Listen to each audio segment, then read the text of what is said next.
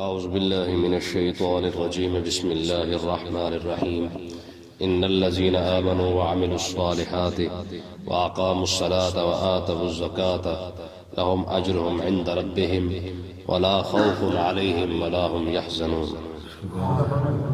سود کی حرمت کے بیان کے اندر چل رہی ہے ہماری بات۔ پیش اللہ تبارک و تعالیٰ نے یہ بات سمجھائی ہے مسلمانوں کو کہ سود کے سے کبھی بھی کاروبار کے اندر برکت نہیں آ سکتی ہے۔ تو یہ واضح طور پر اللہ تبارک و تعالیٰ نے ارشاد فرما دیا ہے کہ اگر کوئی شخص یہ سمجھتا ہے، وہ اس بھول کے اندر ہے کہ وہ 10,000 دے کر 20,000 کما رہا ہے اور یہی وہ برکت ہے، تو اللہ تبارک و تعالیٰ نے یہ واضح طور پر سمجھا دیا ہے، فرمایا کہ یہ برکت نہیں ہو سکتی۔ ہاں، برکت کس کاموں کے اندر ہے؟ کاروبار میں منافع کیسے آ سکتا ہے؟ اسی کو اللہ تبارک و تعالیٰ نے سود کے درمیان بیان فرمایا ہے۔ فرمایا کہ اگر تم واقعی برکت ڈھونڈ رہے ہو تو کیسے ملے گی؟ فرمایا ان الذین آمنوا وعملوا الصالحات، فرمایا وہ لوگ جو ایمان لائے، وعملوا الصالحات اور اچھے عمل کیے، واقاموا الصلاۃ اور انہوں نے نماز کو قائم کیا، وآتوا الزکاۃ اور انہوں نے زکوٰۃ کو ادا کیا، لہم اجرہم عند ربہم، ان کا اجر ان کے رب کے پاس ہے۔ یہ ہے برکت کے معاملات کہ جس کاموں سے برکت مل سکتی ہے وہ یہی ہے۔ بندہ جتنا ایمان کے اندر بڑھتا جائے گا، رب پر توکل بڑھتا جائے گا، اسی طریقے سے اللہ تعالیٰ اس کے رزق کے اندر برکت عطا فرماتا جائے گا۔ دیکھیں جی، یہ قرآن کا فیصلہ ہے کہ من اعرض عن ذکری فإن له معیشۃ ضنکا، جو میرے ذکر کو چھوڑ دیتا ہے میں اس کی معیشت کو تنگ کر دیتا ہوں۔ تو اس کا مطلب یہ ہے کہ جو بندہ اس کے ذکر کے ساتھ لگ جائے وہ اس کی معیشت کے اندر برکت بھی عطا فرما دیتا ہے۔ ٹھیک ہے نا جی؟ تو یہ اللہ تبارک و تعالیٰ نے ایک نسخہ عطا فرمایا ہے، کیونکہ سود کی بات چل رہی ہے کہ لوگ یہ سمجھتے ہیں، ان کے ذہن کے اندر یہ بات ہوتی ہے کہ سود کھانے سے یا سود لینے سے وہ سمجھتے ہیں کہ ہم ذرا مالدار ہو جائیں گے۔ تو اللہ تبارک و تعالیٰ نے ارشاد فرمایا کہ تم اہل ایمان بن کے، یعنی ایمان لاؤ اور اچھے اعمال کرو، یہ 2-3 نسخے آزما لو۔ اقاموا الصلاۃ، نماز پڑھنا شروع کر دو، آتوا الزکاۃ، زکوٰۃ دینا شروع کر دو، تمہیں مالدار میں خود ہی بنا دوں۔ تمہیں پیسے کی ضرورت ہے، یہ نسخہ اپنا کے دیکھو۔ لہم اجرہم عند ربہم، تمہارا اجر جو ہے وہ ان کا، یعنی اہل ایمان کا اور عمل کرنے والوں کا، تو ان کا اجر جو ہے یہ اللہ تبارک و تعالیٰ کے پاس ہے۔ ولا خوف علیہم ولا هم یحزنون، دنیا کے اندر تو برکت عطا فرمائے گا، ولا خوف علیہم، دنیا میں انہیں کوئی خوف بھی نہیں ہے۔ سود کھانے والے تو خوف کے اندر مبتلا ہے نا، ٹھیک ہے، لیکن ہماری قوم کو اتنا مسئلہ سمجھ نہیں آتا ہے کہ اللہ کے بندے اگر ایک طرف سے حرام مال کما بھی لیتے ہو تو دوسری طرف سے نکل تو جاتا ہے، چاہے وہ سر درد سے نکلے، چاہے وہ پیٹ درد سے نکلے، چاہے وہ بخار سے نکلے، چاہے وہ ایکسیڈنٹ سے نکلے، چاہے گھر کے اندر جو ہے وہ چوری ہو جائے، ڈکیٹی ہو جائے۔ آج کیا وجہ ہے کہ بیماریوں کی لسٹ بنی ہوئی ہے، جتنا بڑا سود خور ہے اس کے اندر گھر کے اندر اتنی زیادہ پریشانیاں ہیں۔ آپ چیک کرتے جائیں، آپ گھروں کے اندر حالات دیکھ لیں، پھر بھی پوچھتے ہیں جی ہمارے گھر کے حالات خراب کیوں ہوتے ہیں؟ بھائی گھر کے اندر کیسے برکت آ سکتی ہے؟ جس طرح حلال کھانے کی تاثیر ہے نا، حلال کھانے کی تاثیر ہے، ٹھیک ہے، ہمارے بزرگ فرماتے ہیں کہ اگر لقمہ ہو حلال کا، ایک حلال کا لقمہ اٹھائے اور یا واجد پڑھ کر کھا لے تو حلال کا لقمہ اندر جا کر نور بن جاتا ہے۔ تو رزق حلال کی یہ تاثیر ہے، تو پھر حرام رزق کی تاثیر نہیں ہوگی۔ حجاج بن یوسف ثقفی کو نا کچھ لوگوں سے خوف تھا کہ یہ لوگ جو ہے وہ سچی بات کرتے ہیں اور اس نے جو ہے وہ مجھے پریشان کر دینا ہے، تو اس نے اپنے وزیر سے کہا کہ مجھے ان 4-5 بندے ہیں، ان کے بارے مشورہ دے، میں ان کا کیا کروں؟ ایک تو سچی بات کر دیتے ہیں، حق بیان کر دیتے ہیں، ان کو روکنے کا طریقہ کیا ہے؟ تو وزیر نے کہا اس طرح کر، بکری چوری کر کے کھوا دے،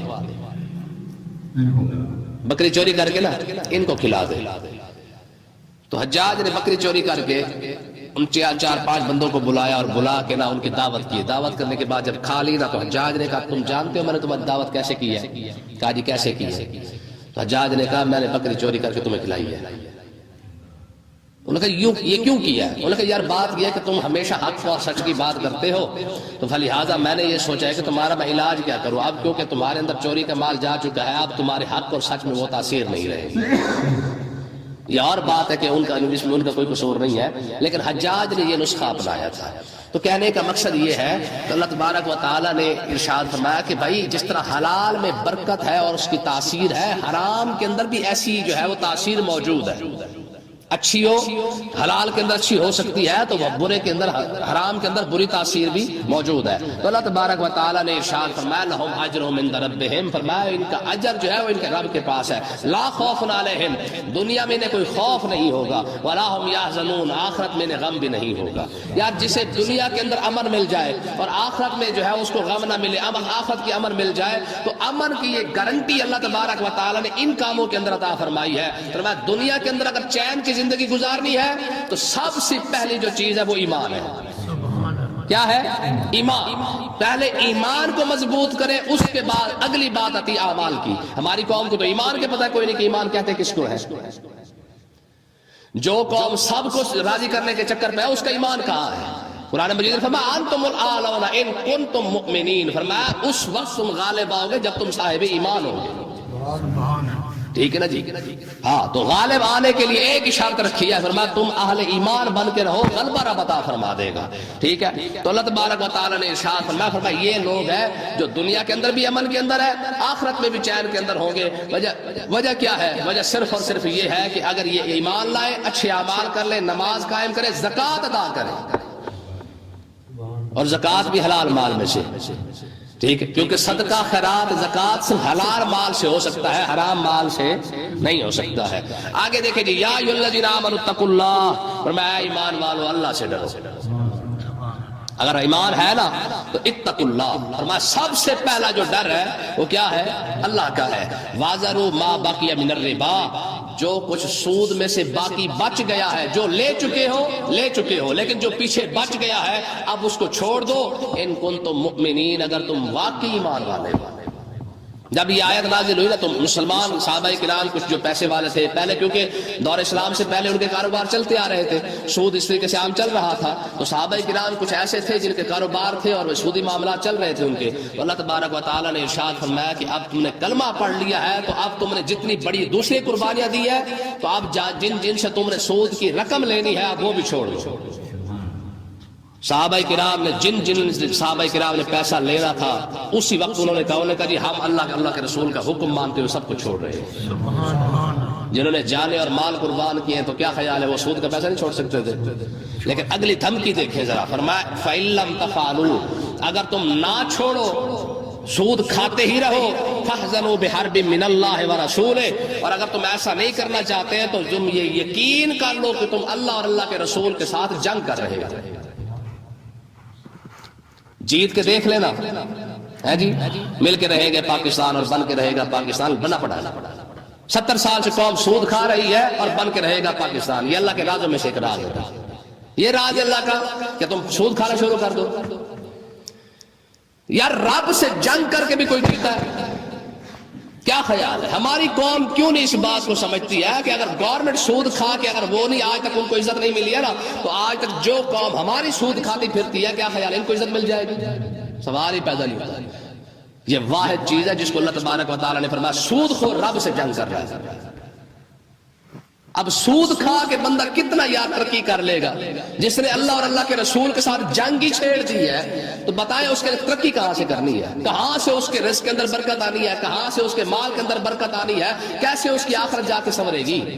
یہی وجہ ہے کہ اللہ تبارک و تعالیٰ نے ارشاد فرمایا تم دیکھ لو کہ واحد، جیسے میں نے کل حدیث پاک آپ کو سنائی تھی کہ دنیا کے اندر جتنے بندے مریں گے اور اٹھیں گے تو ان کا حال یہ ہوگا جیسے مریں گے ویسے اٹھیں گے۔ واحد سود خور ہی ہوگا کہ جب قبر سے اٹھے گا تو اس وقت اس کی حالت کیا ہوگی؟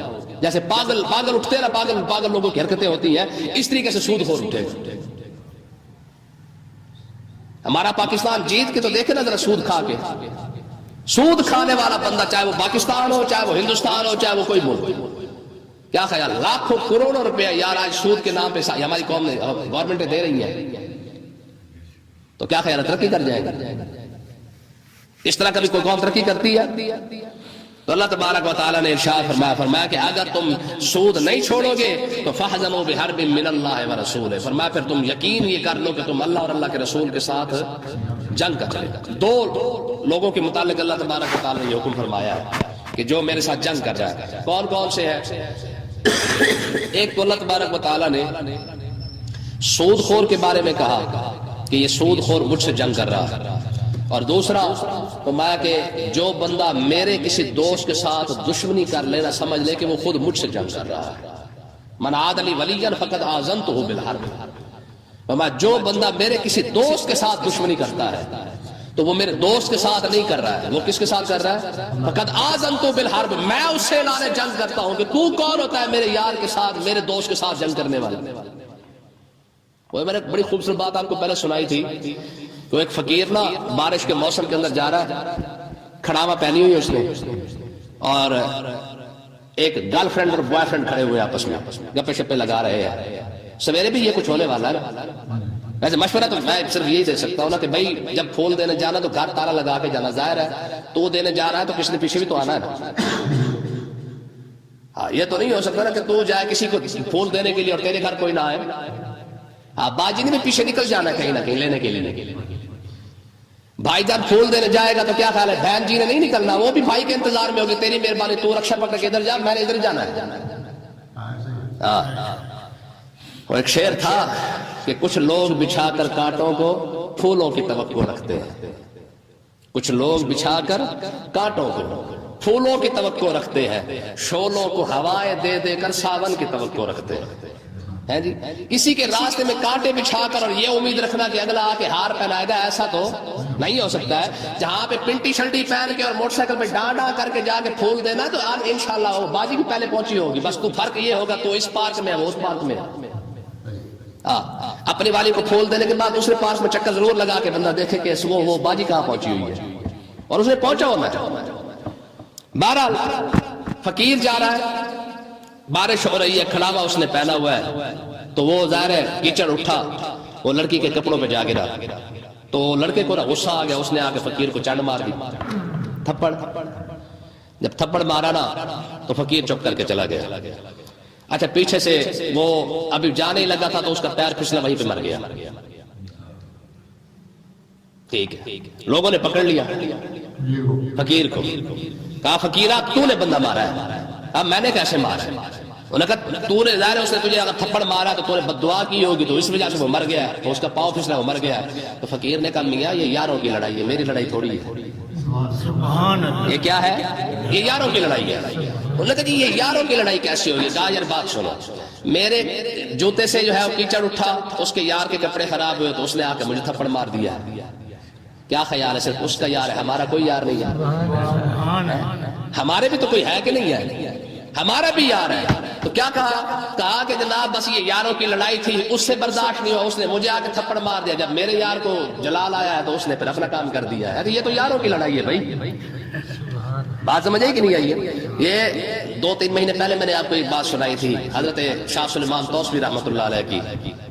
آپ نے وہ کہا نا، وہ سکھڑی بچیوں کو کہا تھا، کہا ابھی شادی ہو گئی ہے؟ کہا جی ہو گئی ہے۔ کہا پھر دولہے کہاں ہیں تمہارے؟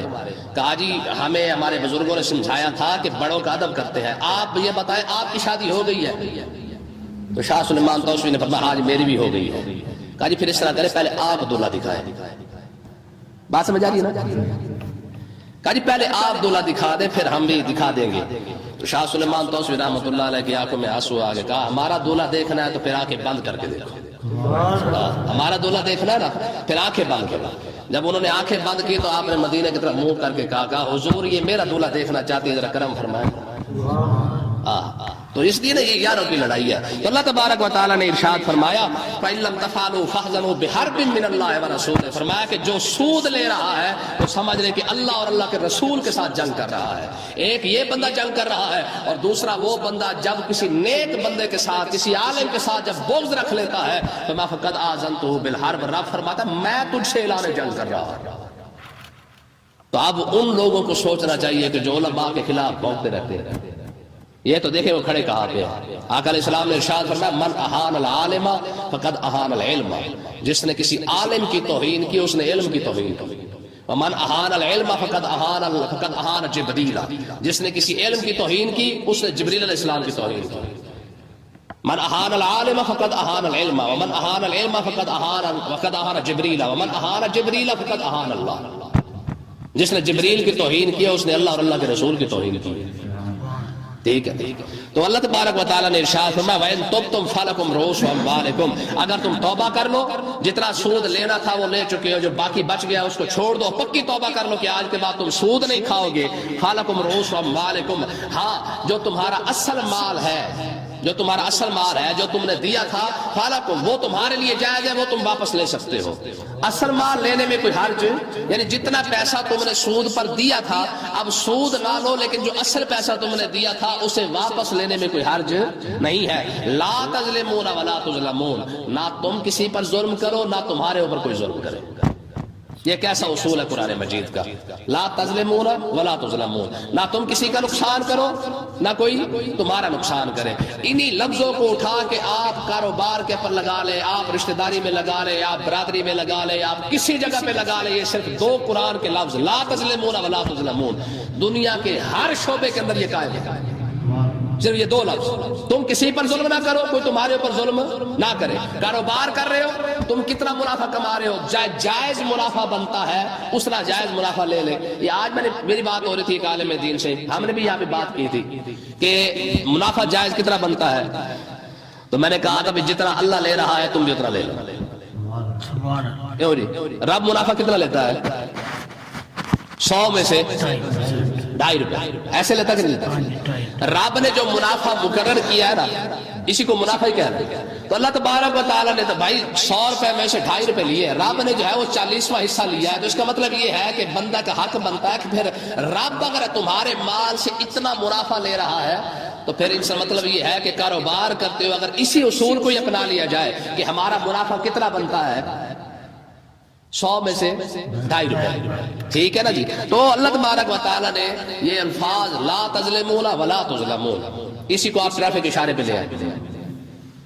تم کسی کو کٹ مار کے آگے نہ نکلو، تمہیں بھی کوئی نہیں نکلے. ہاں جہاں پہ کھڑے ہو وہاں پہ کھڑے ہو. اسی چیز کو برادری میں لے آئے. چھوٹا سمجھ کے کسی پر ظلم نہ کرو، وہ بڑا سمجھ کے تمہارے پر ظلم نہیں کرے گا اور کوئی تمہارے ساتھ کوئی تعلق معاملات نہیں خراب کرے گا. اسی بات کو آپ کاروبار میں لے کے آئے کہ بھائی اگر چھوٹا کاروبار والا بندہ تمہارے ساتھ مل کے چل رہا ہے تو تم اس کے ساتھ حسن سلوک سے پیش آؤ. نہ تم اس کے ساتھ ظلم کرو نہ وہ تمہارے کاروبار کے اندر نقصان کرے گا. اسی مسئلے کو آپ وراثت کے اندر لے کے آئے کہ لا تظلمون ولا تظلمون، کہ جس کا جتنا حق بنتا ہے، بہن کا بنتا ہے، بھائی کا بنتا ہے، بیٹی کا بنتا ہے، اس کو اتنا حق دے دو. جب تم ظلم نہیں کرو گے لا تظلمون، تمہارے اوپر بھی ظلم نہیں کیا جائے گا. پھر ایک وقت ایسا آئے گا یہ سارے تمہاری عزت کر رہے ہوں گے، تمہارے ساتھ بھی نقصان کوئی نہیں کرے گا. تو یہ صرف 2 لفظ ہیں، آپ اس کو دنیا کے اندر اپنی زندگی کے کسی شعبے میں رکھ لیں. قرآن تو سارا سبحان اللہ یہ 2 لفظ ہی مان نہیں ہے. اللہ تعالیٰ سمجھنے کی توفیق عطا فرمائے.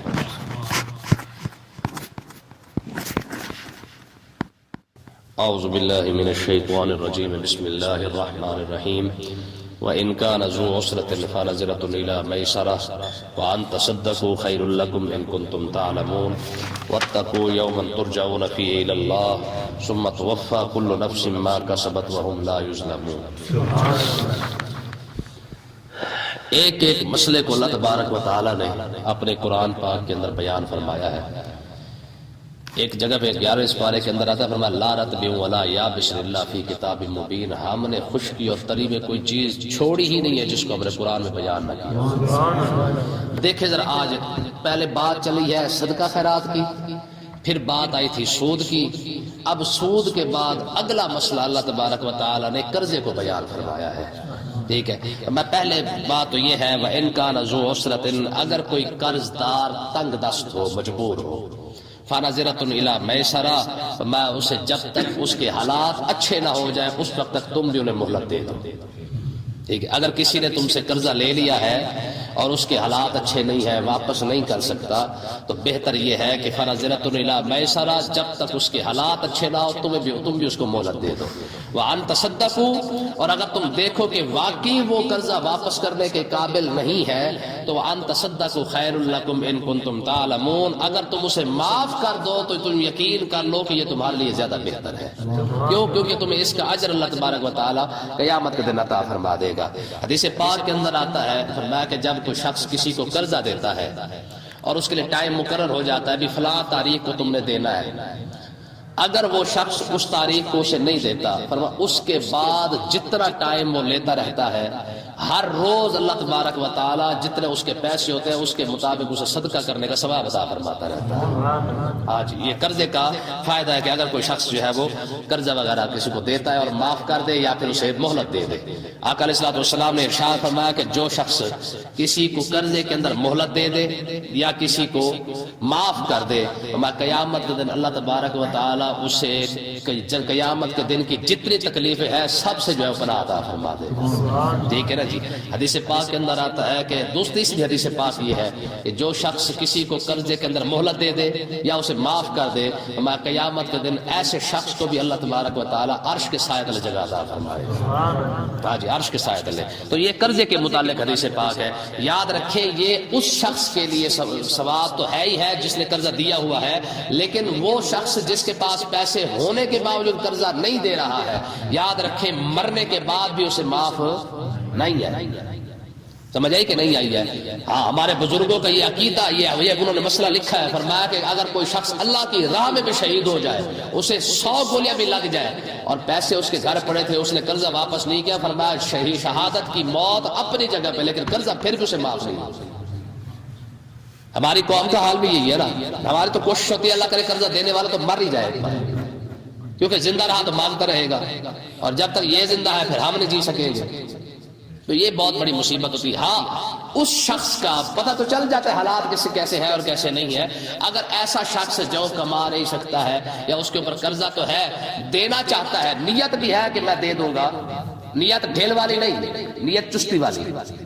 اگر ہم کہتے ہیں نا دے دیں گے خیر ہے، کدھر چھڈی جا رہے ہیں، مرے جا رہے ہیں، یہ بہانے ہیں۔ سمجھ آئی کہ نہیں آئی؟ ہاں، لیکن ایسا شخص جو قرضہ واقعی دینے کی امید رکھتا ہے تو اللہ تبارک و تعالیٰ اس کے لیے اسباب پیدا فرما دیتا ہے۔ ٹھیک ہے نا جی۔ ہاں، جو بےمانی کر کے نہیں دینا چاہتا اور اس کی کوشش ہے کہ ڈھیل پکڑ کے جو ہے وہ کام چل جائے، تو یاد رکھے ایسے شخص جتنی دیر تک اسے قرضہ واپس نہیں کرے گا، یا نہ اسے دنیا کے اندر خلاصی مل سکتی ہے نہ آخرت میں خلاصی مل سکتی ہے۔ ٹھیک ہے جی۔ تو اللہ تبارک و تعالیٰ نے ارشاد فرمایا واتقوا یوما ترجعون فیہ الی اللہ، فرمایا اس دن سے ڈرو، ترجعون فیہ الی اللہ، جس دن تم اللہ تبارک و تعالیٰ کی طرف پھیرے جاؤ گے۔ ہاں، تم نے اللہ کی طرف تو لوٹ کے آنا ہے نا، پھر قرضہ لینے والا بھی آنا ہے، قرضہ دینے والے نے بھی آنا ہے۔ جو جان بوجھ کے قرضہ واپس نہیں کر رہا، رابطوں سے دیکھ رہا ہے، لیکن جو دینا چاہتا ہے لیکن حالات نہیں ہے، وسائل نہیں ہے اس کے پاس، اللہ تبارک و تعالیٰ اس کی نیت کو بھی جانتا ہے، اور اگر کوئی شخص ایسے بندے کو معاف کر دیتا ہے تو اللہ تبارک و تعالیٰ اس کے اجر کو بھی جانتا ہے۔ دیکھیں ثم توفی کل نفس ما کسبت، فرمایا کہ تم اس دن تم لوٹ کے آؤ گے، ثم توفی کل نفس ما کسبت، فرمایا جو بھی تم نے کمایا ہے ہر جان کو پورا بدلہ عطا فرمایا جائے گا، وہم لا یظلمون، اور تمہارے اوپر ظلم بھی نہیں کیا جائے گا۔ آگے دیکھیں جی، ایک بہت بڑی بات آ رہی ہے، کیونکہ سبق ذرا تھوڑا سا بڑا ہے تو میں چاہتا ہوں کہ اس کو کور کرنے کی کوشش کرتے ہیں۔ اب ایک اور کاروباری معاملے کو اللہ تبارک و تعالیٰ نے یہاں بیان فرمایا ہے کہ اگر تم کسی کے ساتھ کوئی کاروبار کرتے ہو، لین دین کرتے ہو، تو اللہ تبارک و تعالیٰ نے فرمایا اس کو لکھ لو۔ کیا کرو؟ لکھ لو۔ اور یہ آج کے دور میں ہمارے ہاں بہت بڑا مسئلہ ہے۔ ٹھیک ہے، مکان کرائے پر لینا، اس طرح کاروبار کسی کے ساتھ کرنا، کسی کو پیسے دینے، کسی سے لینے، کسی کو کچھ کرنا، کسی کے ساتھ کوئی معاملہ، ایسے ہزاروں مسائل ہمارے ہاں موجود ہیں۔ تو اللہ تبارک و تعالیٰ نے ارشاد فرمایا چاہے کاروبار چھوٹا ہے چاہے کاروبار بڑا ہے، ایک تو لکھ لو، اور دوسری بات یہ ہے کہ اس لکھائی پر کسی کو گواہ بھی بنا لو۔ کیا کرو؟ گواہ بھی بنا لو۔ یاد رکھے ثبوت تحریر نہیں ہوتی ہے، ثبوت وہ گواہ ہوتے ہیں۔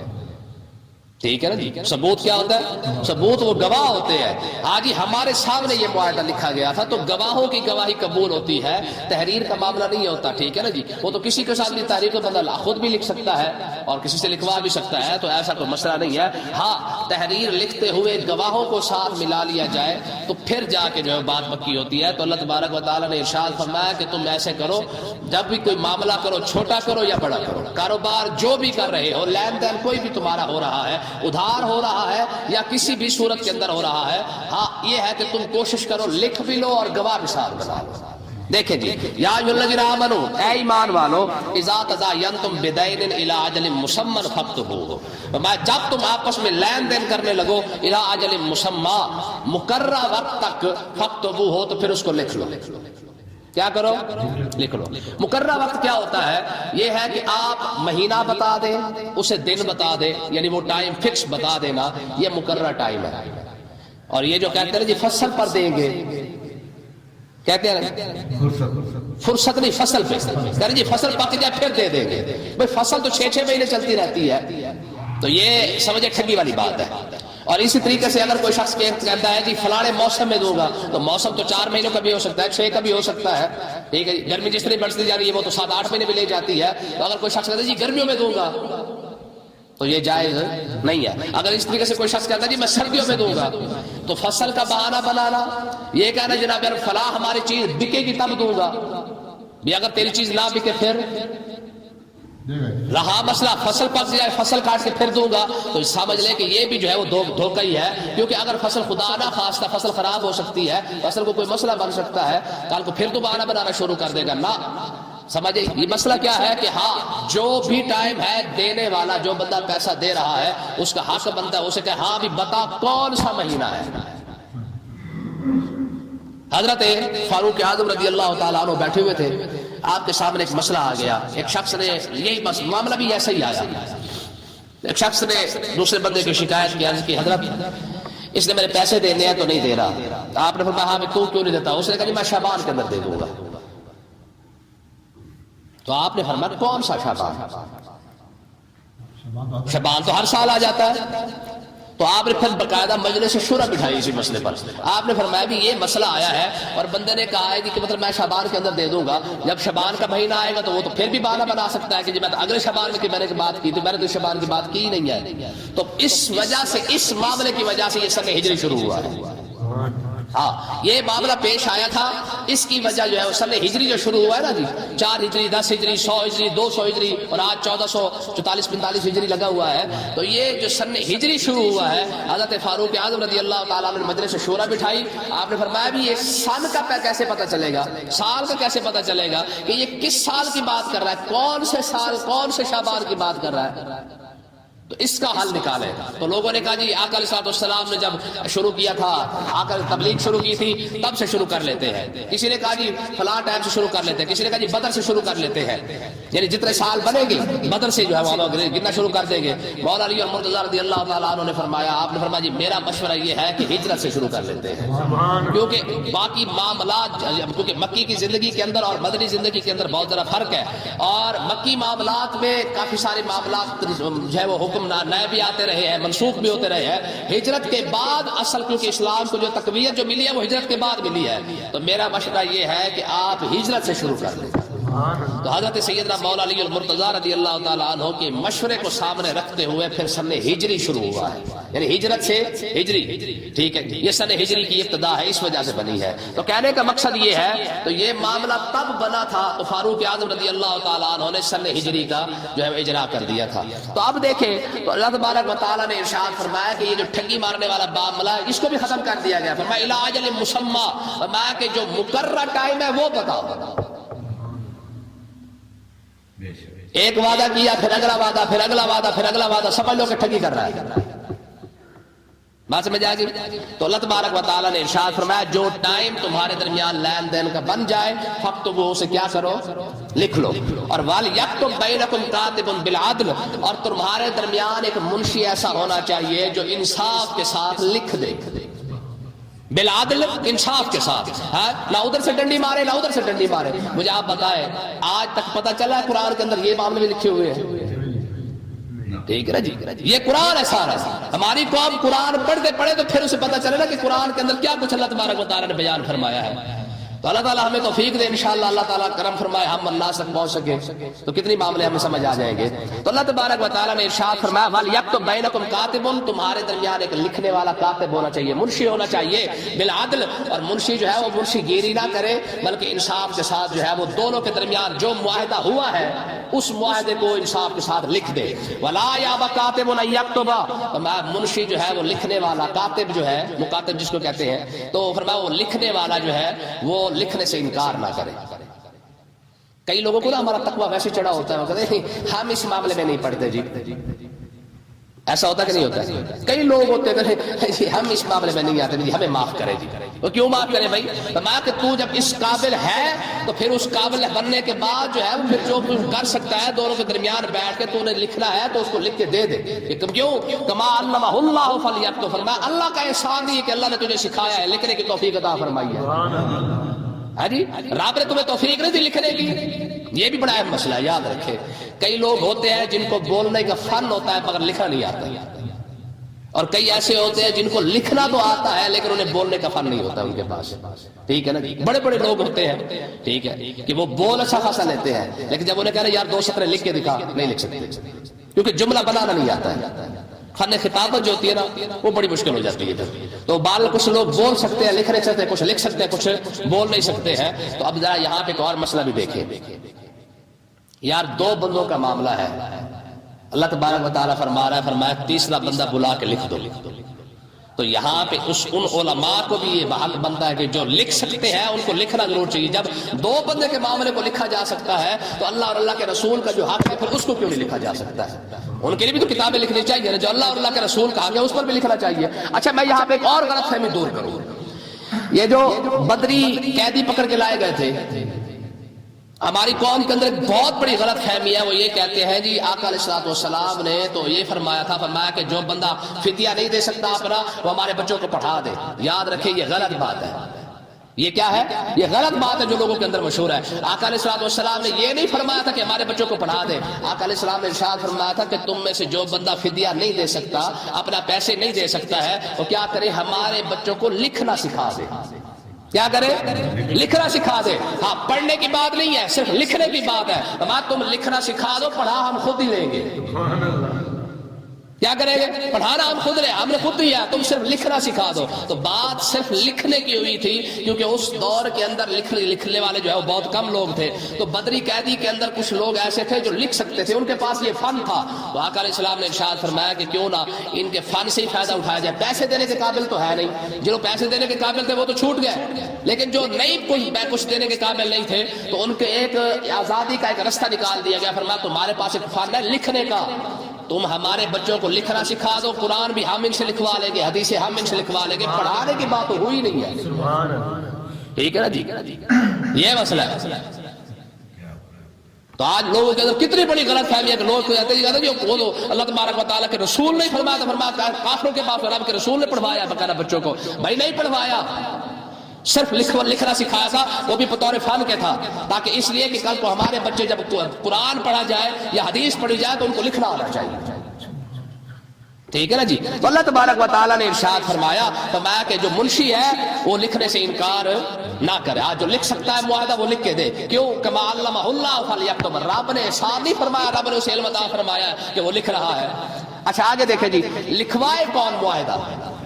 یہ مسئلہ آگے دیکھیں. یہ اگلا مسئلہ آ رہا ہے کہ 2 بندوں کے درمیان جو لین دین ہوا ہے لکھوائے گا کون؟ اللہ تبارک و تعالیٰ نے ارشاد فرمایا وَلْيُمْلِ لِلَّذِي عَلَيْهِ الْحَقُّ. کو فرمایا جس پر حق ہے وہی لکھوائے. کس پر؟ دینے والا. وہ دے رہا ہے نا، کچھ نہ کچھ پیسہ دینا ہے، ٹکا دینا ہے، جو کچھ وہ دے رہا ہے اس نے دینا ہے تو لکھوائے بھی وہی. یہ کتنا بڑا احسان ہے. کس بات پر؟ فرمایا کہ یہ نہ ہو کہ اگر اس سے کہا جائے اس نے تو ہے وہ مطلب ہے کہ پریشان ہو کے لکھوانا کہ میں کیسے لکھواؤں اور کیسے نہ لکھواؤں. میں جو دے رہا ہے نا یہ خود انصاف کے ساتھ لکھوائے گا. اور اگلے لفظ دیکھیں، میں جب لکھوانے لگے نا وَلْيَتَّقِ اللَّهَ رَبَّهُ، اور میں اپنے رب سے ڈرتا بھی رہے. اب تو دے رہا ہے اس کا مطلب یہ نہیں ہے کہ تو جو مرضی لکھواتا رہے. اس سے ہمارے دکاندار حضرات حاجی صاحبان کو بھی سوچنا چاہیے کہ کیا کیا لکھتے رہتے ہیں. ہے جی ماشاءاللہ نمازیں بھی نہیں جانے دینی اور رجسٹر بھی نہیں جانے دینا. اگلے ہفتے تو 5000 کا سودا لیا اللہ کے فضل سے. آپ ہفتے بعد جب پتہ کریں گے تو انشاءاللہ آپ کو 95,000 کی لسٹ نہ پکڑائی تو بات ختم ہو گئی. احمقوں کی جنت سنا نا کبھی نام لفظ احمقوں کی جنت. ہمارے دکاندار یقین کریں احمقوں کی جنت میں رہتے ہیں. سب کی بات نہیں ہے لیکن حقیقت یہی ہے. وجہ کیا ہے یار؟ جو تمہارے ساتھ دن رات تمہارا معاملہ لکھنے کے ساتھ ہے. تمہیں نہیں پتا ایک بندہ آتا تم پر اعتماد کر کے سودا لے کے جا رہا ہے اور تمہاری مرضی جو مرضی لکھ دو. تسبیح بھی پوری پھیری جا رہے ہیں، نمازیں بھی 5 ٹائم 6 ٹائم 10 ٹائم نمازیں پڑھ دیں گے، تہجد بھی نہیں جانے دیتے حاجی صاحب کو. ہوتا کہ نہیں؟ تو اللہ تبارک و تعالیٰ نے ارشاد فرمایا یہ حاجیوں کے لیے کتنی بڑی بات ہے. یہ بھی بڑے بڑے حاجی ہے نا ہمارے دکاندار. امام ابن خلدون رحمۃ اللہ علیہ نے یہ مسئلہ لکھا ہے. آپ فرماتے ہیں سب سے زیادہ بےمانی کرنے والے دکاندار ہوتے ہیں. ساری دیہڑی بےمانی بھی پوری, اذان کی نماز جناب پھک کر کے مسجد کے اندر چل رہے, پتہ لگا جناب ہم 4 رکعت نماز غیر موقع سنتے بھی اللہ اکبر. حاجی صاحب غیر موقع سنتے بھی نہیں جانے دیتے. اللہ تبارک و تعالیٰ نے ارشاد فرمایا وَلْيُمْلِلِ الَّذِي عَلَيْهِ الْحَقِّ, فرمایا وہ لکھوائے جس پر حق ہے, یعنی جو قرضہ دے رہا ہے یا کوئی بھی چیز دے رہا ہے. وَلْيَتَّقِ اللَّهَ رَبَّهُ, فرمایا کہ اللہ تبارک و تعالیٰ سے ڈرتا بھی رہے. وَلَا يَبْخَسْ مِنْهُ شَيْئًا, کوئی ایسی ویسی چیز بھی نہ لکھوا دے. ہے جی 5 روپے کا سودا دے رہا ہے اور لکھ 15 روپے رہا ہے, یا کہتا ہے شاگرد کو کہتا ہے چل بھائی شاباش لکھ دے سودا,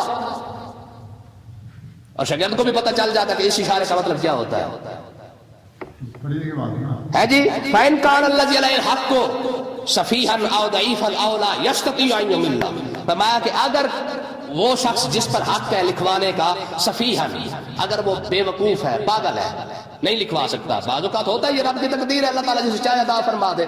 رب ایسے ایسے لوگوں کو عطا فرما دیتا ہے. کچھ لوگ ایسے بھی ہیں عقل تو ہے نہیں لیکن پیسہ بہت زیادہ ہے, حساب کتاب نہیں آتا, اور یا پھر یہ ہے کہ پیسہ تو حد سے زیادہ ہے لیکن پڑھے لکھے نہیں ہے, لکھوا نہیں سکتے ہیں. فرمایا صفیحًا, یا تو بے وقوف ہے یا وہ پڑھے لکھے نہیں ہے پاگل ہے, ان کو لکھوانے کا طریقہ نہیں آتا. او ضعیفاً, یا کمزور ہے. لینے والا بندہ اتنا ٹائٹ آ گیا ہے, اس نے کہا ہاں بھی قرضہ دے دے, اسے پتہ بھی نہیں دیتا تو کم خراب ہو سکتا ہے. تو فرمایا کہ یا تو وہ کمزور ہو, او لا یستطیع ان یمل, یا پھر وہ کمزور بھی نہ ہو پاگل بھی نہ ہو, اور اولا یستطیع ان یمل, لیکن وہ لکھوانے کی طاقت نہ رکھتا ہو. جیسے میں نے ابھی آپ کو بتایا کہ کچھ لوگوں کو بولنے کا طریقہ تو ہوتا ہے لیکن لکھنے کا طریقہ, اور کچھ لوگوں کو تو لکھوانے کا طریقہ بھی نہیں آتا ہے. تو فرمایا پھر کیا کریں, اس کا حل کیا ہے؟ فرمایا ہوا فَلْيُمْلِلْ وَلِيُّهُ بِالْعَدْلِ, پھر اس کے حل یہ ہے کہ اس بندہ جو پیسے دے رہا ہے قرضہ دے رہا ہے اس کا جو وارث ہے پھر وہ لکھوا دے بالعدل, انصاف کے ساتھ. مطلب کیا ہے کہ اگر خود نہیں لکھوا سکتا معاہدہ تو اپنے کسی وارث کو بلا لے اور اسے کہے کہ میاں میں فلانے بندے کو پیسے دینے لگا ہوں, تیری مہربانی ہم جو لکھنے لگے ہیں تو اچھے طریقے سے لکھوا دے. بتایا مجھے کوئی سوچ سکتا ہے یہ قرآن کے اندر کاروبار مارکیٹ کو اللہ تبارک و تعالیٰ نے لین دین کو جی کاروبار کرنے کے طریقے کو اللہ تبارک و تعالیٰ نے یہاں پہ بیان فرمایا ہے. قرض سے لے کر تمہارے کاروبار تک ساری چیز تو اس کے اندر آ رہی ہے, اور ابھی یہ بات آگے چل رہی ہے انشاءاللہ. اللہ تعالیٰ کرم فرمائے, انشاءاللہ کل اس کو مکمل کریں گے. اللہ تعالیٰ سمجھنے کی توفیق عطا فرمائے.